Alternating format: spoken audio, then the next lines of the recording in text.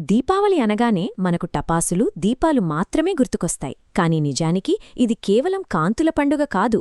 14 సుదీర్ఘ అరణ్యవాసం ముగిసిన తర్వాత ఒక చిమ్మ చీకటి అమావాస్యరాత్రి జరిగిన అద్భుత ఘట్టానికి ఇది సజీవ సాక్ష్యం. అసలా రోజు ఏం జరిగిందో తెలుసా? రావణ సంహారం తర్వాత శ్రీరాముడు, సీతమ్మ, లక్ష్మణుడు వానర సైన్యంతో కలిసి అద్భుతమైన పుష్పక విమానంలో అయోధ్యకు పయనమయ్యారు. నగరానికి చేరుకునే ముందు వారు నందిగ్రామంలో ఆగారు. ఇక్కడే భరతుడు 14 ఏళ్లుగా రాముని పాదుకలను సింహాసనంపై ఉంచి రాజ్యమేలాడు.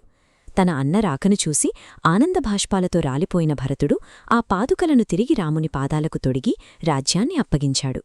కాని ఆ రోజు అమావాస్య. అయోధ్యకు దారి చూపేందుకు ఆకాశంలో చంద్రుడు లేడు. దట్టమైన చీకటి అలముకుంది. అప్పుడు విభీషణుని సూచన మేరకు తమ ప్రియమైన రాకుమారుడికి స్వాగతం పలకడానికి అయోధ్య ప్రజలు వీధి వీధిన కోట్లాది మట్టి దీపాలను వెలిగించారు. ఆ లక్షలాది దీపాల వెలుగులో అమావాస్య చీకటి పూర్తిగా మాయమై అయోధ్యనగరం దేదీప్యమానంగా మెరిసిపోయింది.